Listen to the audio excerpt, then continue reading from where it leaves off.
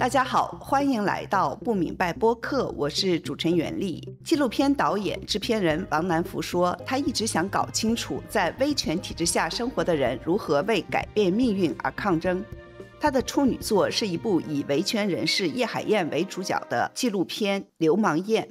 该影片于2017年入围奥斯卡最佳纪录片奖。他还拍摄过反映中国一胎化政策的《独生之国》，以及反映疫情的纪录片《我和祖国共命运》。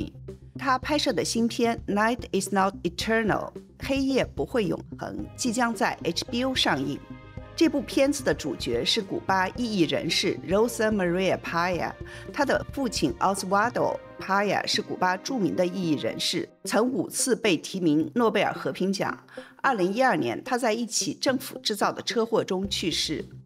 黑夜不会永恒这部片子虽然拍摄的是 Rosa 如何在父亲死后继续为古巴人的自由而努力，但王南福从一个中国人的角度探讨了威权体制的共通性，以及他作为近2年才入籍的新美国人对美国政治中出现的威权倾向进行的思考。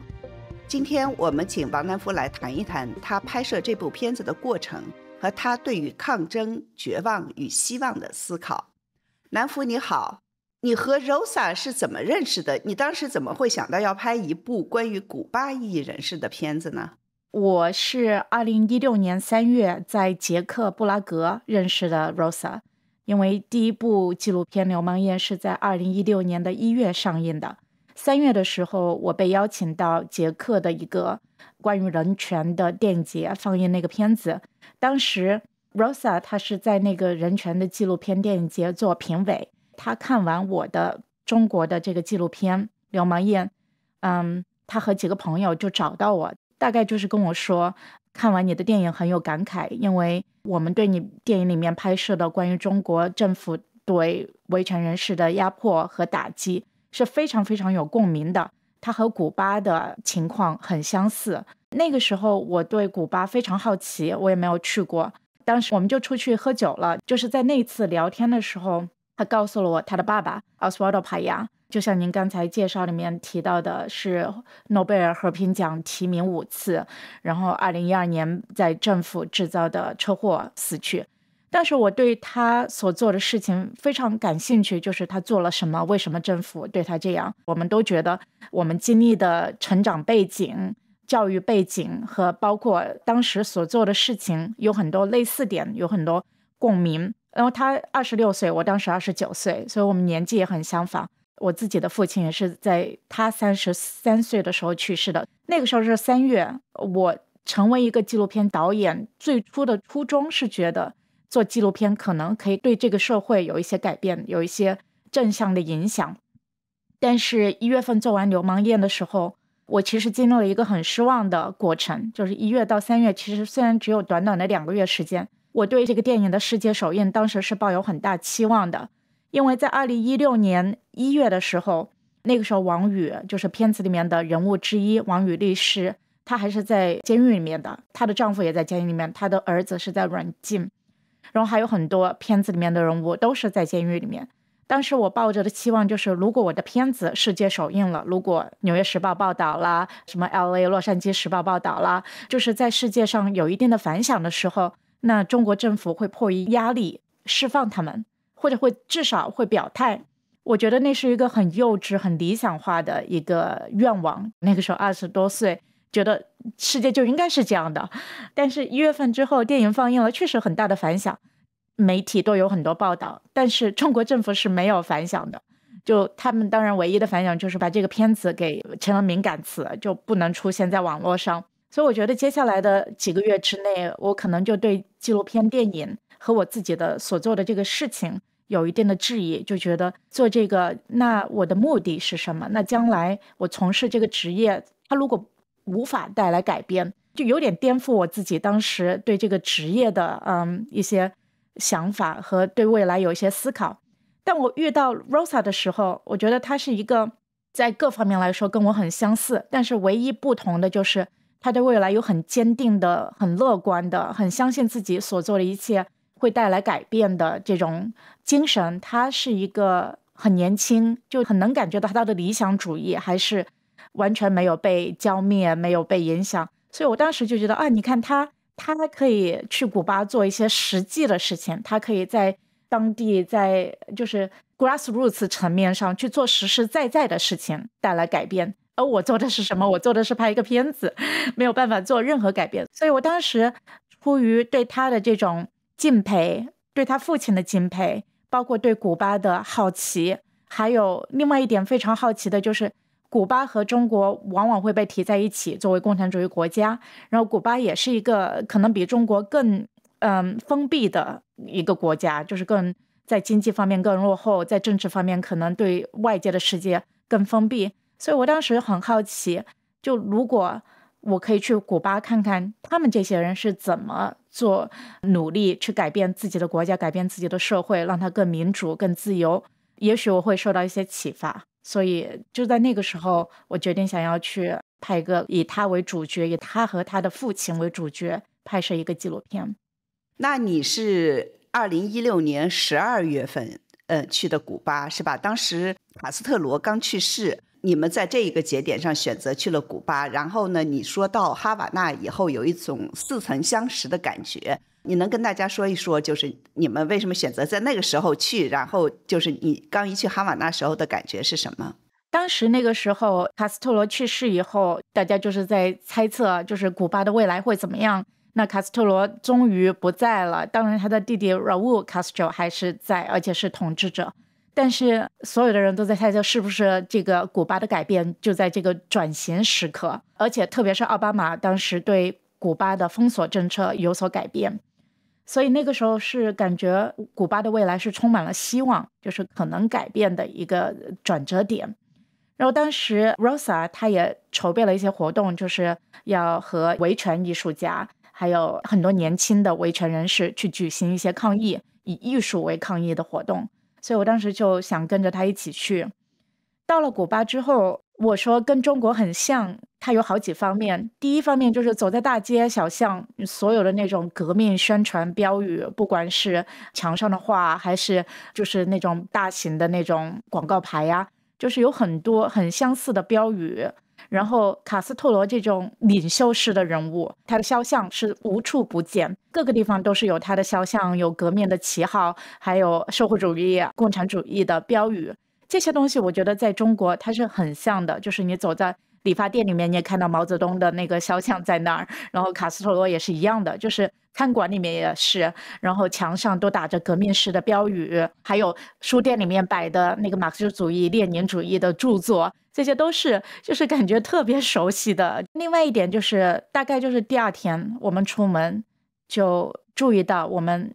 不管去哪，就是从一出家门，每一个地方我们去的都是有人有车在跟着我们的，一跟就是一整天，一辆车或者是步行的人，他是有4、5个人就一起同时在跟踪，然后他们也会有换班，就吃饭的时间点就会换一波。然后这个和我在2013年拍摄叶海燕的时候是非常相似的感觉。当你知道去看什么人，去注意那些细节的时候，你很快就能发现那些人是谁，在哪里。所以那个 Rosa 也是，她是非常有经验的，所以她会给我指出来。当时这种感觉就是随处都在被跟踪，都在被监视，然后包括我们的电话，我们的通话，然后去餐馆的时候注意身边都有什么人，这些感觉处处都要防备监听的人，跟踪的人，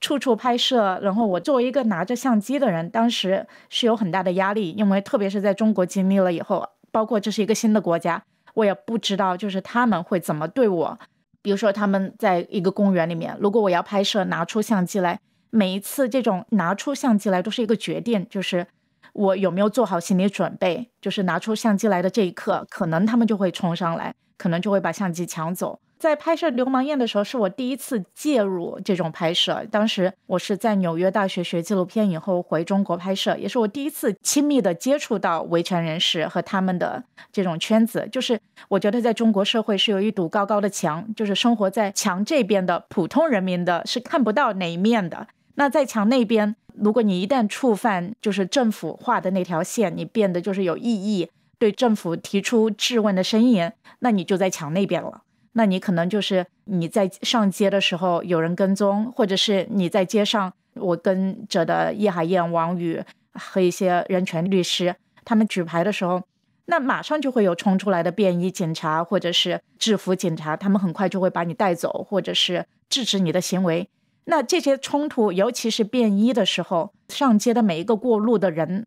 他们的可能是看不到的。有2种原因，一种是他们真的就看不到，因为他不知道这个冲突是什么；另一种原因可能是选择性的看不到，视而不见。所以我当时在中国2013年拍摄的时候，一种很无力的感觉是，我可能拿出相机在看守所外面墙外面拍摄，然后马上就有人冲过来，或者是威胁你的时候说你不准拍摄，你这个相机我马上就要拿走了。或者在法院门口有真的就是便衣直接过来围住你抢相机，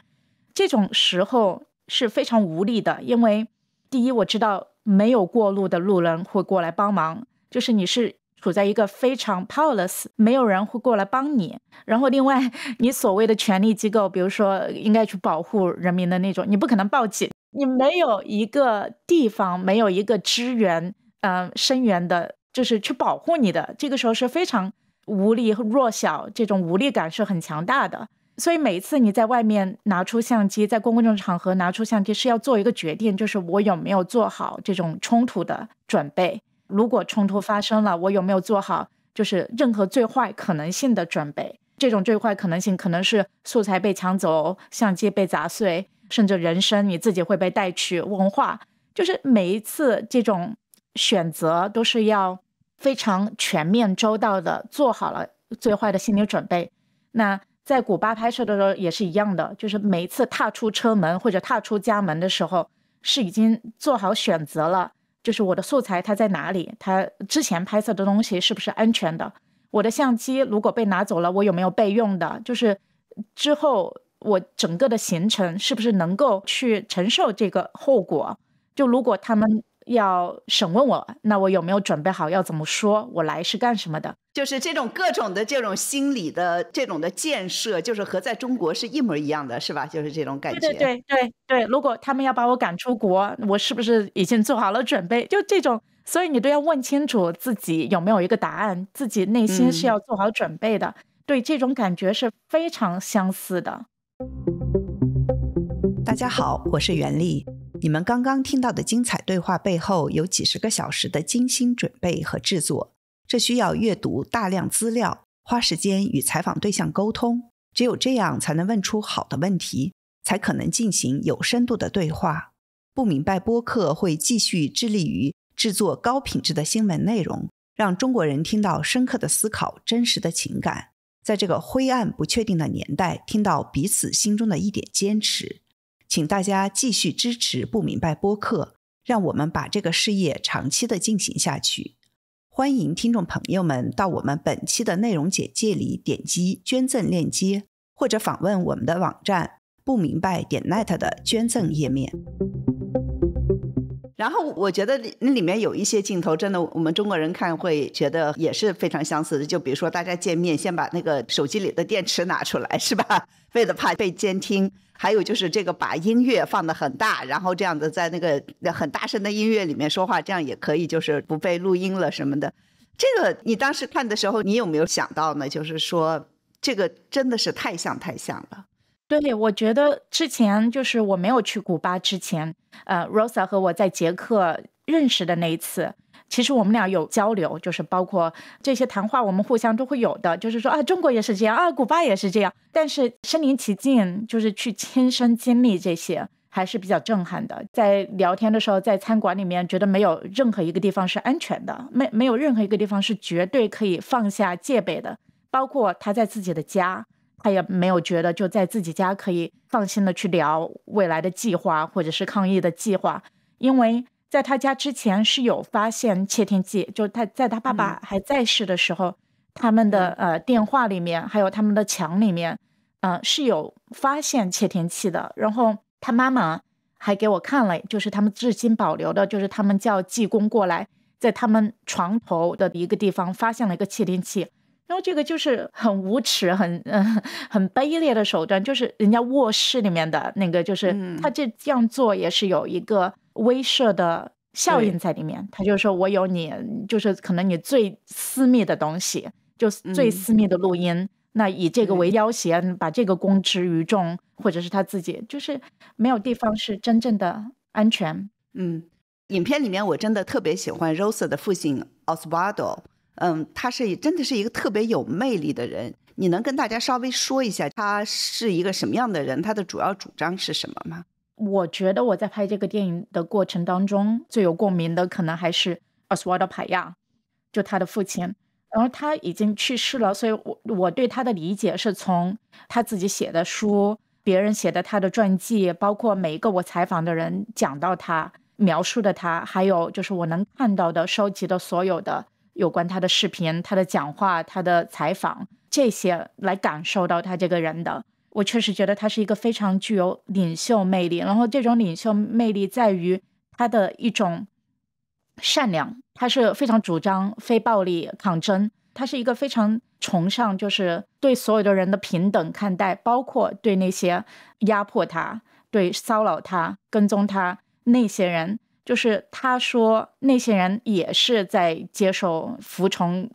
他们上级的指令，就是我们和他们没有这种对立。他觉得我们所有的人，就像刘晓波说的我没有敌人。对，他说的一句话在片子里面说的是 communist members 也是我们的 brothers， 就是不是他们是党员。他说这些所有的人都是处在这种社会环境下的，没有选择，没有自由，所以他是非常包容的。我觉得片子中还有一个片段是挺有意思的，中国的观众也会觉得比较有意思，就是有65个古巴异议组织在波多黎各开会。你在片子中说，我从未见过中国持不同政见者有如此高水平的组织性，中国的活动人士中存在着太多的内斗和分裂，以至于我难以想象他们能聚集在一个房间里遵守共同的原则。因此我很好奇这次会议究竟能取得什么成果。你能说一下你参加了这次会议以后的一些观察吗？他们是聚在一起讨论，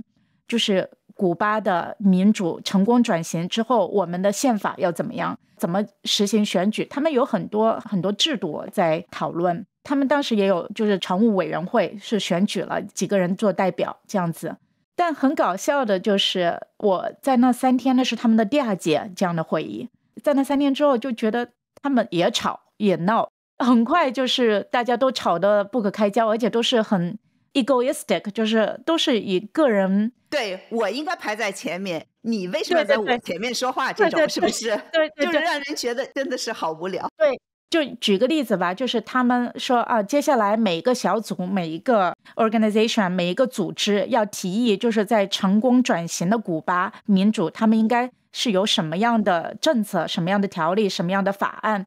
然后就有很多人举手，就是我们的组织提倡这个要民主，要怎么样平等，就是然后另外一个组织说那不行，我们的组织也提议这个，就是我们的组织应该被纳为，就是我们是提议方，就是这条条案应该属我们的名，而不应该属你们的名。这种争吵是很小孩式的，就是很无意义的，就是特别讽刺。就是片子里面有一个人就说，他说我都要哭了，我们这样吵什么时候才能推倒卡斯特罗专制？就是我们是这样才能够实现民主的吗？这个不是也和中国的那个异议人士，就是我们经常会看到或者是听到的是很像吗？对，是的，个人英雄主义者。其实就是我来了美国之后，找到更多的资源去了解，比如说天安门的时候，一直到这几十年以来的抗争，就很多崇尚个人英雄主义，就是谁的贡献，谁的意见最应该去作为这种领袖。我自己感觉就是大家在讲这个要民主化转型以后的事情，这个民主化转型还遥遥无期呢，然后你们就为转型以后谁是老大谁是老二，这个就已经吵的不是把这个民主化转型作为最重要的事情来讨论，而是说我是要怎么样。我当时看的就是那种的哭笑不得的感觉。对，其实在拍那一段，在剪辑那一段之后，很多的一个思考，我在想，就是古巴有很长的历史是 dictatorship， 就是它可能每一个改革或者是革命运动的改变，就那个被推崇出来的那个时候，卡斯特罗被所有的人崇尚，因为他是要改变他前任的一个独裁，然后就让你看到这种争吵，就让你有质疑，即使是卡斯特罗不在了，即使是这个政权不在了，那么下一个政权如何让他避免再次滑向独裁？因为这似乎是他们的历史的一个重演。包括我觉得中国也是，历代以来从君主制到现在，你怎么样能保证就是在这个共产党不在的时候，下一次是民主制，是一个更大的问题吧，是比怎么让现在的政权结束，我觉得更严重的一个问题。你对这个会议的观察，我觉得也挺有意思的，因为你说这是65个这种的异议人士组织，但是基本上绝大多数都是流亡在外的，是吧？然后这些人很多都已经流亡在外很多年了，镜头里面差不多都是白头发的，是吧？老头老太太，像 Rosa 这样子的20几岁的人真的是非常非常少的。对，我觉得有很多原因吧，一个是有很多年轻一代的抗议人士、异议人士，他们没有去参加这个，甚至可能不屑于跟这些人，他们有很多的就是 generational 的 divide， 就是他们有很多世代之间的这种隔阂，和中国真的也好像。比如说他们老一代的60年代、70年代就从古巴出来逃亡的人士，他们可能更倾向于就是 hard radical 的那个改革方式，比较激烈的这样子的。对，比如说他们也希望就是美国能用军事制裁，能用军事 intervention 去帮助他们实现自由，去那个结束，等于说推翻古巴政府。对，可能年轻的一代是跟他们截然相反的，他们更倾向于就是说结束封锁，就是因为封锁可能在封闭经济封闭这种封锁政策、禁运政策，他们是持反对态度的，因为这样他们觉得是伤害了人民的，不是政府。不同年代的80年代、90年代到现在2000年之后离开古巴的人，他们对政策和对未来和对怎么实现这种民主自由的未来，怎样去抗争的形式都是有很大分歧的。这也和中国现在的这个白纸一代或者是年轻一代和这个89民运一代的分歧也是挺像的，是吧？对，你说你经常在想的另一个问题是，作为流亡者在自己的母国之外还能促进那里发生变化吗？就是你看着这些古巴的异议人士，他们是从60、70年代然后到现在，你有没有什么思考的结果呢？我觉得这个问题是我一直很纠结的，就是因为我在国外，然后我常常在想的就是变化是从哪来的，是从内部还是从外部，是像 Rosa 这样在外面，在古巴以外去全世界游说政客也好，去筹备支持也好，还是像他有一些朋友就是在电影里面也拍到了，就是留在古巴。他的爸爸其实在1980年也有机会离开古巴，但是他选择了留下。就是当然像在中国一样，留下的人可能很多面临的就是他们做事的空间特别小，要不就是要在监狱里面，要不就是自己能做的事情非常有局限。然后还有像你像我，很多人我们都在国外，但是可能心系祖国，很多时候是想要为国家为自己想要的一个未来做一些事情，但这种力量有多大，就是如果中国古巴有改变，它来源于什么，一直是我很纠结的一些问题。我不是有清晰的答案，但是我觉得答案肯定也不是单一的，就是你肯定是既有内部的力量也有外部的力量，这些都是缺一不可的。当然 Rosa 在这方面是相比我有更加我觉得坚定的信念，而不是我可能会是更多自我怀疑。但是我觉得很多时候就是有道理的一点，就是比如说像 Rosa 或者很多人会说，你如果留在那个国家之内，你真的能做的非常非常有限，那你在国外的能做的比你在国内的要多很多。对，因为他是发声的人嘛，然后还有一些做事儿的人，对，大家就是兄弟爬山各自努力。你这部片子在拍摄的过程中有一段时间似乎中断了，为什么呢？我2017年从古巴回来，我就是怀孕到9月生了孩子。另外一点就是怀孕那个时候，我自己有很多其他的思考，因为其他的一些思考和对这个世界的看法，因为怀孕，因为要成为妈妈这个事情的改变，让我开始拍摄了一部新的电影。然后还有一个原因是2017年 Trump 当选总统，那个时候一次偶然的机会，就是我是在电视上面看到他在一个 Trump 的 rally 后面，他是站在集会第一排，对，所以就是电视直播的时候，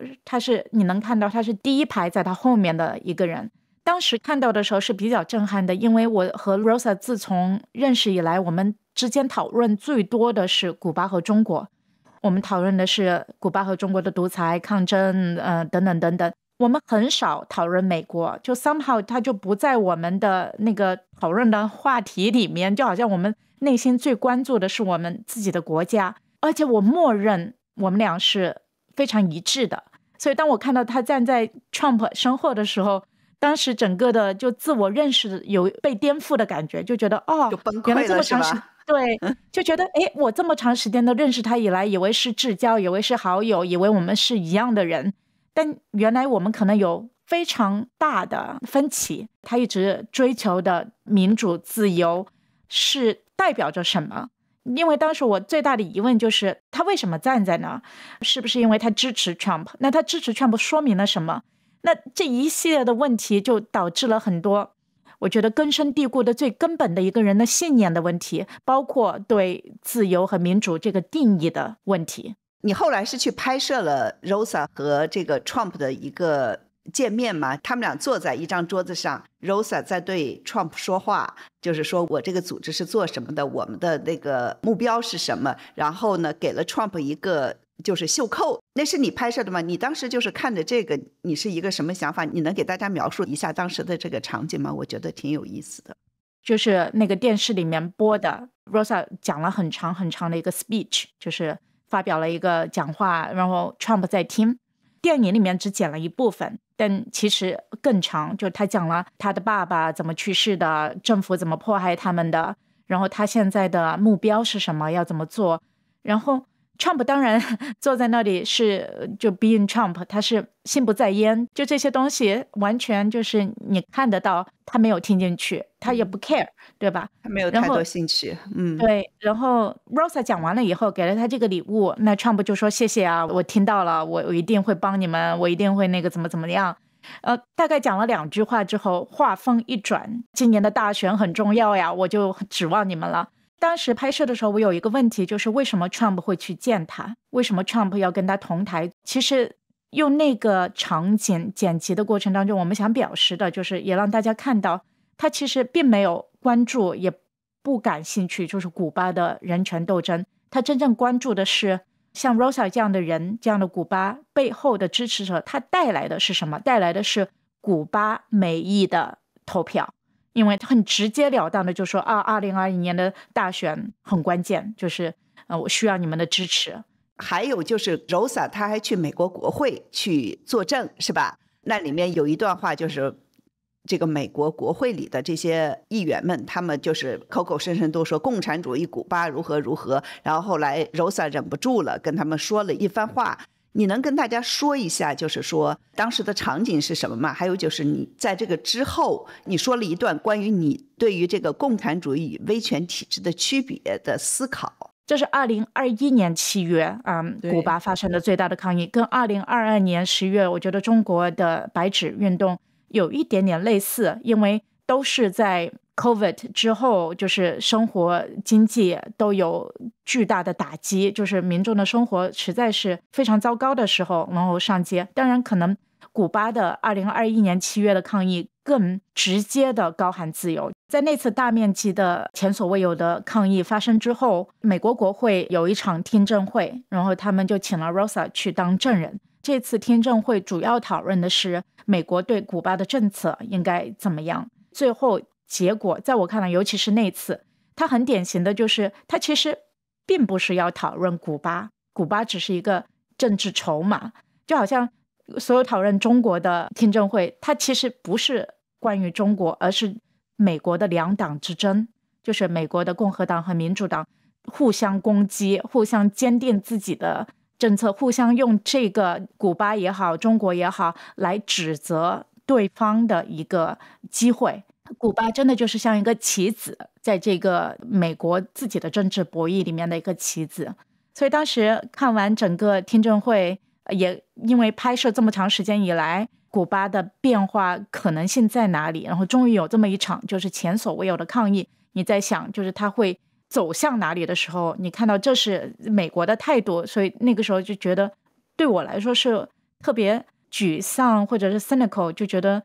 还有很多古巴人他是寄希望于美国，你就觉得你完全没有必要寄希望于美国，美国不是一个民主自由的灯塔和象征，它不是一个救世主，他自己的国家都岌岌可危，就是他的民主，就是怎么样可以去作为这种灯塔去寄希望你自己的国家的民主化与另外一个国家。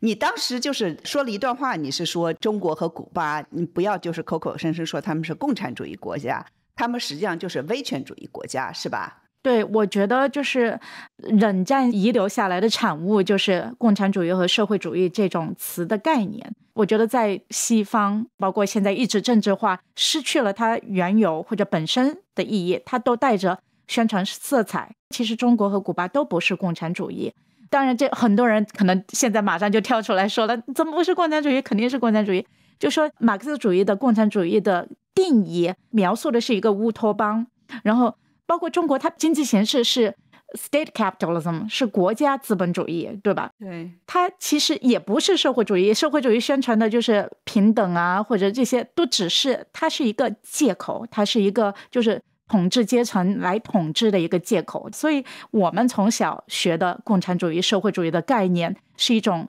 正向的宣传手段。然后当然与之相反的就是在美国的共产主义和社会主义，特别是从冷战开始，它是一个带有非常强烈的负面色彩的宣传手段，也是为了他们统治阶层需要这种共同的敌人塑造出来的，就是共产主义就是独裁，共产主义就是法西斯。所以我觉得用共产主义和社会主义这种词来替代威权主义 authoritarianism， 它是很危险的，因为它成为一种政治武器。包括中国就说我们现在是有中国特色的社会主义，那还是一样的，就是它继续保留这种宣传，用这些词资本主义、社会主义、共产主义，继续用这些标签来描述威权主义，成为威权主义的替代词的危险就在于他们忽略了就是在美国这样一个资本国家里面，其实也有很多威权主义的成分。资本主义和民主它并不是同义词或者近义词，它们其实不相容的，就是如果你继续用共产主义和社会主义来替代威权主义，就是共产主义和社会主义就是威权主义，那很容易忽略看到美国它其实可以同样是威权主义，甚至这种可能性它越来越真实。你在片子里面有一句话说，当我坐在这里回想自己所经历的一切时，心里既能想象古巴和中国获得自由，也能同样轻易地想象美国滑向独裁或者说威权主义。我当时听到这句话还是挺吃了一惊的。你真的认为就是美国在滑向威权主义吗？我觉得是吧，我觉得很多人可能也会同意这种看法，也有很多人当然会否认。我觉得就是我们经常问，包括是 Rosa 或者是我们中国人，就是中国什么时候会变成民主国家，什么时候变化会发生，这种猜测性，这种几十年你没有一个确定性，就是说未来的20年中国会怎么样我们也不知道，未来的20年美国会怎样，可能会滑向威权主义吗？我觉得是很有可能的，就是它并不是一个那么稳定的。美国的民主我觉得是一个很短暂的历史，它是真正开始算民主是1967年之后，才短短的几十年的历史，它并不是一个不可撼动的一个体制。比如说 Trump 当选，那么他会大面积的去 prosecute 他的批评者，不管是在政府内还是媒体内，那这其实就是滑向威权了。当你不允许批评，不允许有持意见的人在政府的圈子里面，在权力职位上，那这和 authoritarianism 就不远了。那我问了 Rosa， 那他是否认同你对美国面临威权主义威胁的担忧？他给我的回复是，美国社会是在面临着挑战，然而美国是一个自由民主社会，维护法治，尊重公民自由和人权，并对权力实行制衡。这一切在共产主义的古巴或中共统治下的中国根本没有可比之处。这根本不是拿苹果和橙子相比，而是拿苹果和鲸鱼比。鲸鱼就是那大的鲸鱼。你和他在这个问题上的分歧，实际上也体现在那个直播政见者的圈子里，中国的异议人士或者是一般的自由派知识分子里面，就是也有很多川普的支持者，而且他们也不认为，就说美国是在面临的这种威权主义的这种威胁。你有没有想过，就是为什么大家会有这么大的一个分歧呢？我觉得我跟 Rosa 之间可能是一个就是更悲观一些，一个就是更乐观一些吧。对什么悲观和乐观？对未来对，包括就是对美国的未来也一样。他说的是美国现在是有选举，有三权独立分衡，这个跟中国和古巴是不可以比，是完全不可以比。但是就像我刚才说的，就是它离 authoritarianism 并没有那么远，威权主义并没有说是一个世纪那么远，它可能就是一个政权，一个4年，一个8年那么远，并不是不可想象。然后另外一点就是，我记得我在前几年拍疫情的那个纪录片的时候，当时也有对比，就是中国和美国，就是比如说对待疫情的那个态度和政策，执政者和有权利做决策的人，他们都是其实是维护自己执政和权力的利益，而不是把人民的利益放在最上的。当时有一个对比的，也是让我和我的美国朋友有争论的一点，就是比如说在中国有医院里面的崔少人、李文亮这样子的人，他可能就是警察上门来警告，或者是把他们带走，告诉他们你不可以发声。那美国也有这样的人，在医疗机构里面，我采访的医生或者是护士，他们也有就是对医院的上级或者是提出质疑，他们的应对策略是不是对的，这种是不是低估，是不是有意的隐瞒，然后他们也受到了相应的惩罚，被医疗的管理机构解雇。那当时我和我的美国朋友有一个讨论，就是他们说那中国还是和美国不一样。当时朋友说那中国是警察去惩罚，就是带走监禁，是政府统治武器和机构。那美国是公司解雇，是私营的公司，而不是一个政府去做这种惩罚，这是有质的区别。但是我觉得可能并没有那么大的质的区别。政府权力的这种惩罚和这种公司权力的惩罚或者资本权力的惩罚，你觉得这个是差不多的吗？我觉得它当然不一样，但是一样的就是它都不是 democracy， 它都不是体现的这个，它是权力的集中，不管是财富的集中还是权力的集中，它最后都是体现在这种有 ruling class 和被 rule 的那个 class。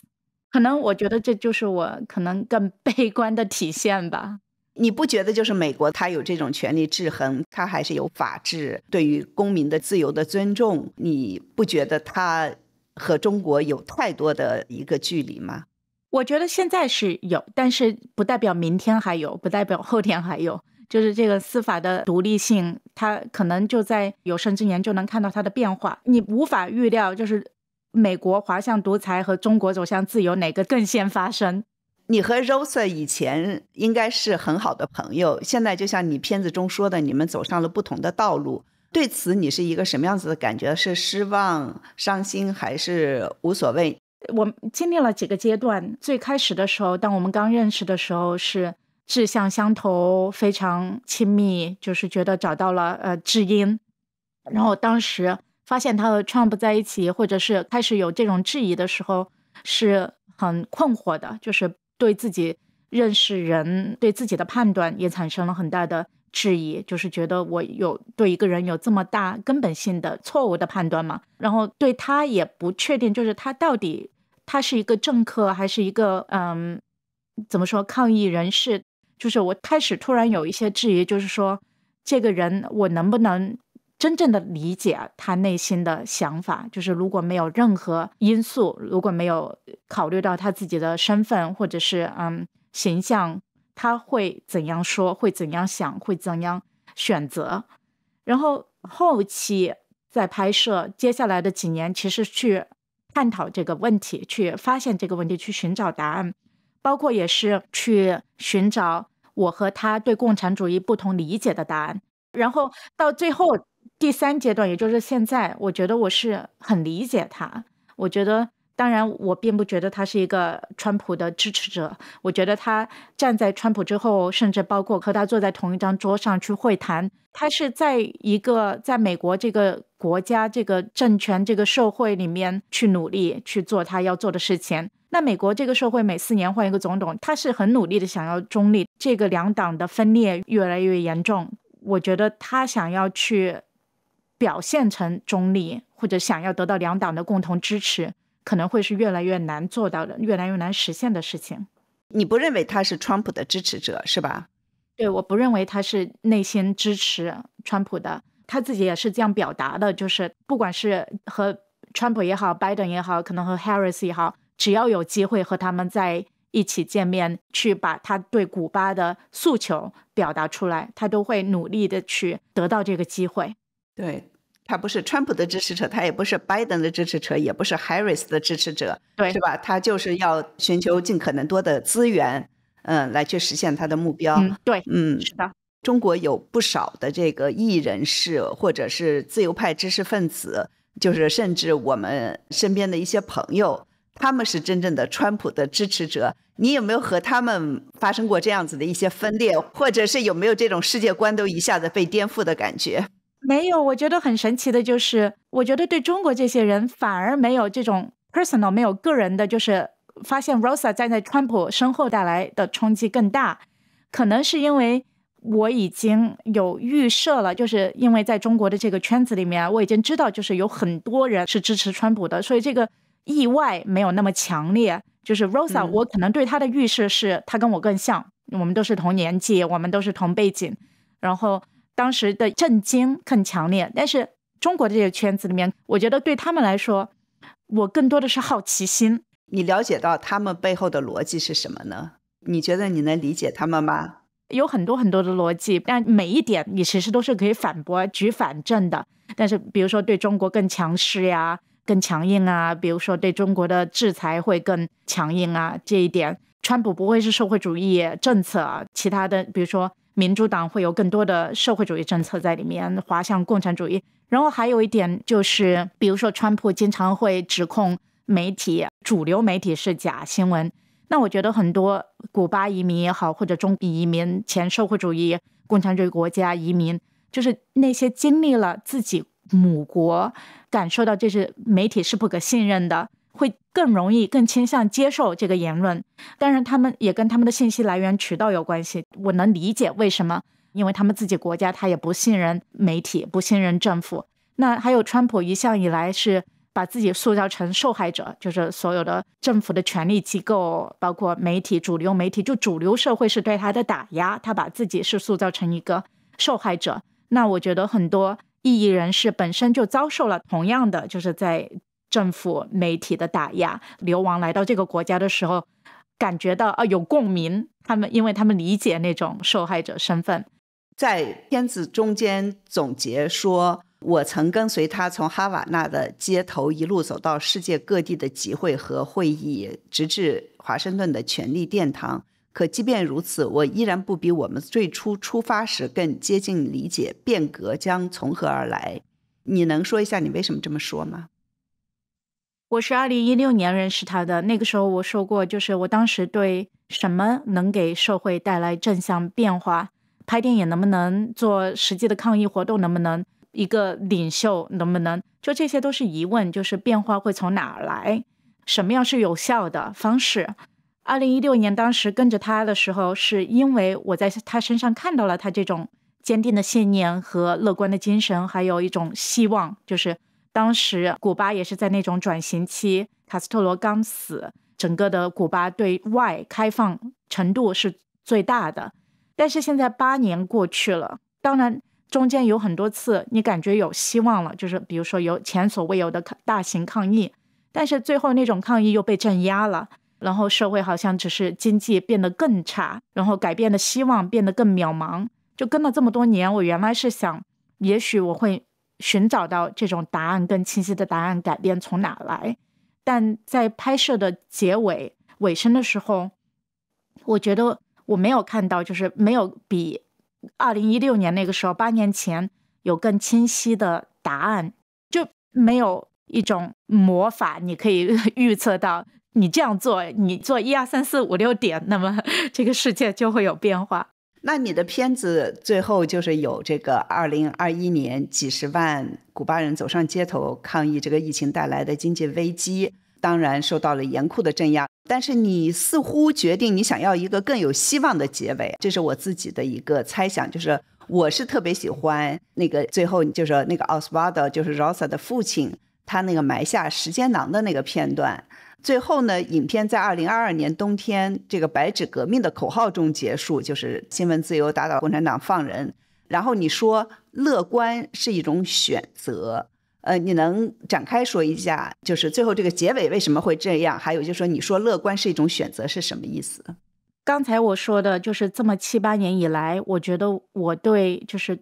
变革会从哪来这个问题并没有很多更清晰的答案，这就让我自己思考继续努力的意义在哪里，或者说你如果不知道变化或变革会从哪来，那这意味着什么？意味着我们要怎么做？我们要怎么样继续生活？我觉得这个答案说那所有的一切都是无意义的，都不应该做，是不可以接受的，也是不是我的答案，也不是选择，就不代表你因为看不到希望，因为所有做的一切似乎都没有带来实质性的或者巨大的变化，你就放弃了，这是不可以接受的。所以那个时候看到2022年的白纸运动，我觉得很多人都会有共鸣，觉得这个确实发生的很意外，就是它突然就好像一夜之间就发生了。你也许可以去说这个原因导火索是什么，或者说是这个是那个，但是我觉得那种事后的去说，包括古巴的抗议是谁引起的，是什么事情引起的，我觉得这种不是一个简单的因素，它是有很多历史的成分在里面的。所以那个时候这个结尾就是比如说 Oswaldo 他去世之前做的一件事情，他把一个箱子埋进了土里面，然后说有朝一日当古巴成为一个民主自由的社会，这个箱子会被后人打开，然后有我们写给你们的信，有我们写给你们的东西。然后他说了一句话，他就说我们做的事情也可能是不完美，我们的人也可能是不完美，但是我们现在所做的是我们知道的能做的最好的方式。所以那句话也是很打动我的，就是我意识到就是我们每个人做的事情它可能是很小的一点，很小的一些力量，可能看不到任何作用，看不到痕迹，看不到改变，但是历史是一个环绕性的，就是这种变革它不是你能看到一条直线，你做了这个另外一件事情就会发生，它可能你10年前做的一件事情，或者20年前某一个人某一个运动做的一件事情是埋下了一颗种子，然后在20年之后有一天在毫无征兆的时候这个种子就发芽了，你就看到了它的结果。2022年的白纸运动它有很多历史的渊源在里面，有很多人是读了某一本书，看了某一部电影，或者是经历了某一次谈话，点点滴滴才让他们有一天走上了街头，然后去喊出了一些口号。所以最后的结尾我觉得是这种理智性下的乐观，它不是一种因为知道一定会怎么样而盲目的乐观，这是一种选择，因为另外的那种消极和放弃它不是一种就是它不存在，它不是一种生活的方式，就是不可以接受。当然呢就是说我们是选择乐观，但是就是你和很多人包括我自己在内都已经身处海外，前面我们都也说过的，而现在呢中国可以说是处在看不到头的黑夜之中，而你呢对美国的政治前景也很悲观，就是在这样的情况下如何选择乐观？选择乐观意味着做些什么呢？我觉得意味着就是像 Oswaldo 说的那句话，就是你知道你有不足，你知道你做的可能不一定有多大的效果，但是你坚定这是你最好的知道做的方式，以及你自己的信念去做。比如说我觉得我可能我还会继续拍纪录片吧，就是直到有一天我发现了另外一种更有热情或者我觉得是更有效的方式，但到那为止我还会继续拍纪录片。你愿意说一下就是你加入美国籍的事情吗？加入美国籍这件事情是一个很难的决定，因为就即使是加入美国籍，就自己还是中国人。当时是很现实的问题，就是因为我妈妈是一个人，然后她年纪越来越大，然后我想让她搬过来，因为没有办法照顾她，然后需要去帮她，如果她要搬过来要医疗保险要怎么办，要绿卡，所以就是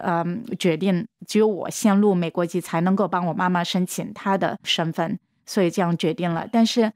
这个决定当时去入籍的时候，当然其他人都很洋溢着那种微笑笑脸，然后大家都是祝贺，我觉得只有我一个人在那想哭，就是在宣誓仪式的时候。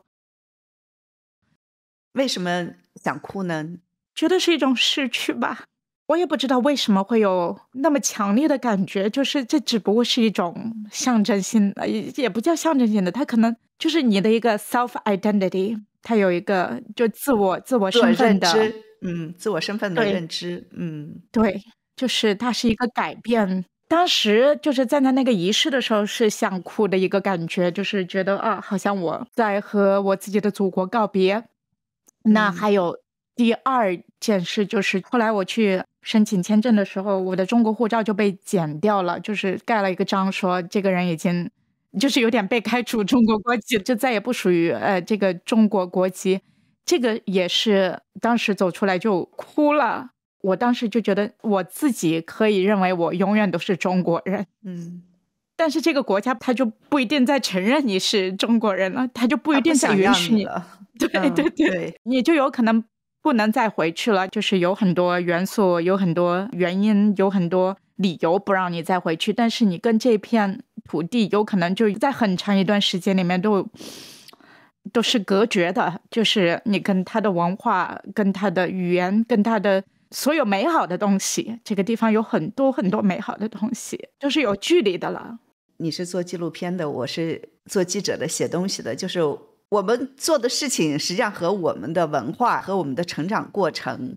是有非常大的联系的，和自己的自我认知是有非常大的相关性的。我自己也觉得是一个特别矛盾的事情，就是我们都是这么想做中国人，是吧？但是就是很难，这个政府让你做中国人成为一件很难的事情。不明白播客不是出了一本书吗？大家老说让我签名，我后来想了一句话，是我真心想说的，就是 For China we deserve， 为了我们值得的中国。就是不管我们是人是在哪里，不管入了哪一个级，我们都想要的是一个我们值得的中国，别的都不想了，就是想这个事儿就好。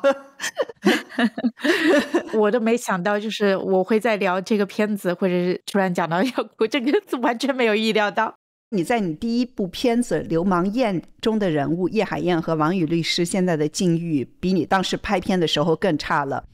比如说叶海燕从2014年就退出了公众的视野，但是这些年呢还经常被房东驱赶。他在去年一个社交媒体的那个文章里面说，我在自己的国家成为流放者。那王宇律师呢，在河北魏县拘留所绝19天后，前几天获得释放。他出来后不能说话，不能走路。推特上流传的一张照片，她呢被丈夫背着去医院救护。你有没有想过，如果你在中国的话，可能会有什么样的遭遇？可能会有人说，比起中国，美国已经很好了，你还有那么多的抱怨，你会怎么样来回答这样的观点？王宇律师那个事情我也看到了，然后我也跟他的家人联系了，就是问他怎么样。王宇是我一直很敬佩的一个人，因为我觉得在中国的环境下，很少有人可以一直那么坚持下去，在迫于这么大的压力，不管是她自己、她丈夫还有她儿子经历了这么多磨难，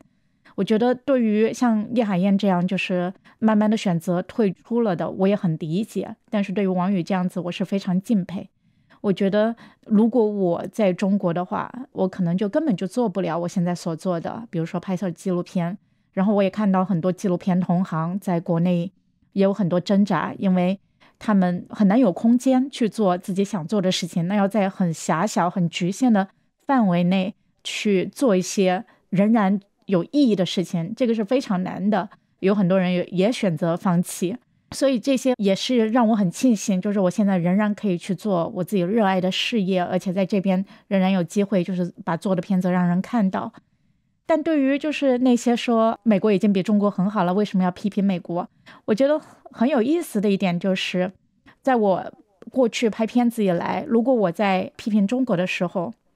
会有很多中国人会说，你看美国不也很糟糕吗？你为什么就批评我们中国？美国也这也不好那也不好，也有什么那个暴力啊，也有什么那个不平等啊，就好像就是把美国的一系列的不好搬出来，就用这个逻辑来说，那就不必要批评中国了。我觉得这个是没有逻辑的，或者这是一个错误的逻辑。有的人会说我们中国比朝鲜好很多了，那你就不必要去批评中国了。我觉得这个是完全没有逻辑可言的，因为这个世界不是要你选择其中之一，不是说那我要不就选中国，要不就选美国。你可以要你理想的世界，现在没有一个存在的那种完美的社会。对我来说，我觉得我可能就像我之前说的，中国人会是我永远的内心的我自己的身份认可，就是我这一辈子永远都会觉得我是中国人，那我就会永远背负着这种去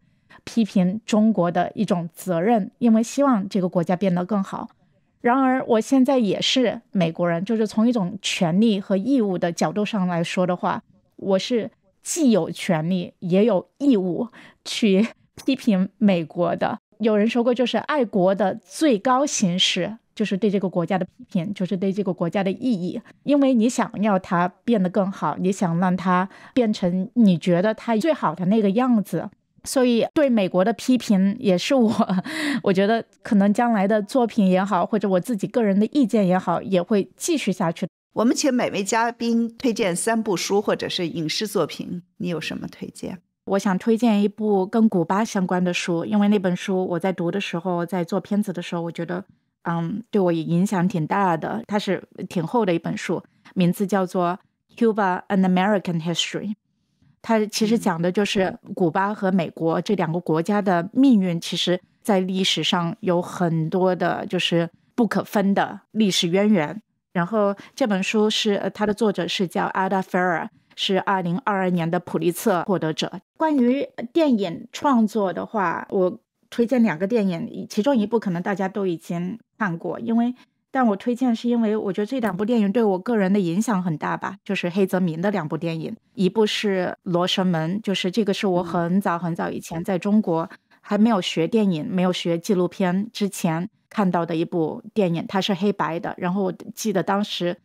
看完以后的震撼，就是它的叙事结构、讲故事的方式，我真觉得他可能是世界上最伟大的导演之一。他很聪明，就这种非线性的叙事结构，包括对真相的一种探索，它影响了我很多作品了。在很多时候它其实是 subjective， 是很主观的，就是每个人对这个世界的认识也是很主观的。整个罗生门它就是这样子，去问不同的几个人，然后得到的描述和叙述有很多出入的。那你要在这种现实里面去分辨真正的事实是什么，然后但真正的事实这个 facts 跟到每一个人 perception 里面的他的感受的 truth， 它又是不矛盾的。所以我觉得在做纪录片其实很多时候面临的是这样，那我可能去拍摄10个人讲出来的10个故事是完全带有他们主观色彩、主观认识，有时候甚至是矛盾的，但是都是真实的，都是他们的感受。那怎么样去描述这个故事，所以这一点对我影响很大。然后另外一个片子是他80岁的时候的一个就晚年的一个片子叫《梦》，那个风格很不一样。我说对我影响很大是因为我觉得他是一个叙事天才，就是对故事结构非常非常擅长把握。那像梦他是由8个他自己常常的做的梦的梦境串起来的一个故事，那体现了很多他对社会对世界的思考。那这个梦是非常超现实的描述，就是它的体现是很诗意、很实验性、很自由，不拘于一些禁锢的。所以这个也是我自己在做片子的时候比较尽量追求的一些东西吧，就是去打破一些禁锢，去让创作更自由。好，谢谢南福，也谢谢大家收听，我们下期再见。